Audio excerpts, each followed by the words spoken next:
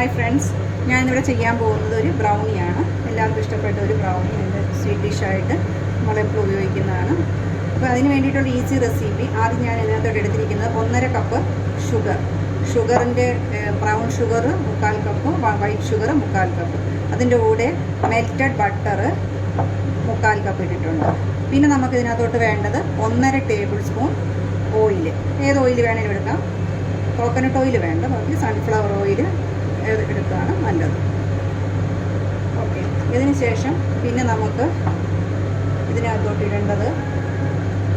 a teaspoon vanilla essence.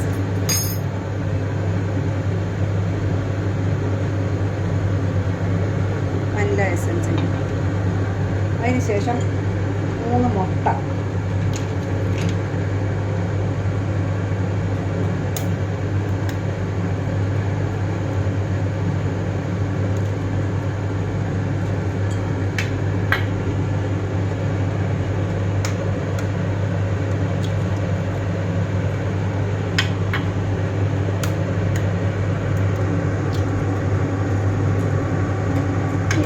നമുക്കൊന്ന് mix ചെയ്യാം.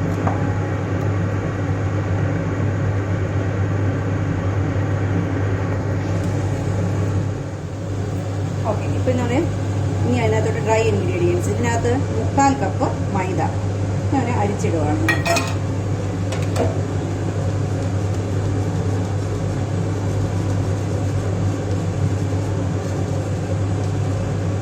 അതുപോലെ തന്നെ 1/4 cup cocoa powder. Cocoa powder നമ്മൾ അരിച്ചിടണം.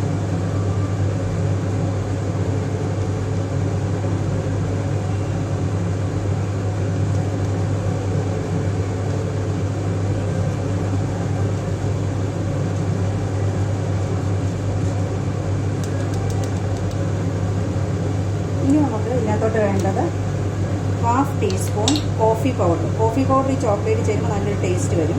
അതുപോലെ തന്നെ സോൾട്ട് 1/4 ടീസ്പൂൺ സോൾട്ട്.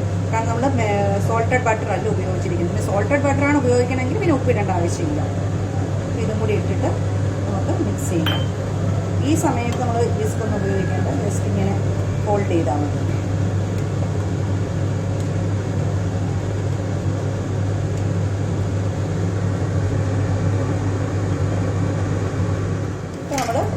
നന്നായിട്ട് മിക്സ് ആയിട്ടുണ്ട്. ഇതിനകത്തോട്ട് ചോക്ലേറ്റ് ചിപ്സും ചോക്ലേറ്റ് പീസുകൾ ഇട്ട് കൊടുക്കുക. മിൽക്ക് ചോക്ലേറ്റ് കുറച്ച് പീസസ്, കുറച്ച് ചോക്ലേറ്റ് ചിപ്സും.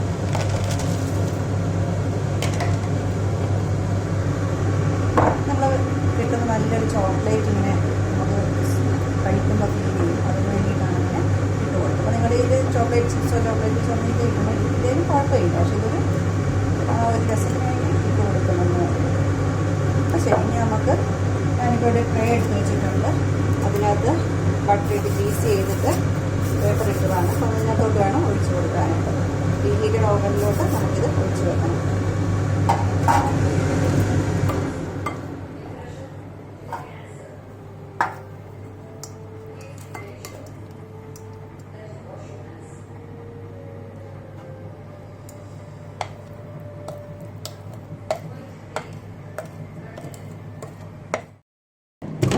പ്രീ ഹീറ്റഡ് ഓവനിലോട്ട് വെച്ചിട്ട് ഒരു 20-25 മിനിറ്റ് നമുക്ക് ബേക്ക് ചെയ്യേണ്ടി വരും.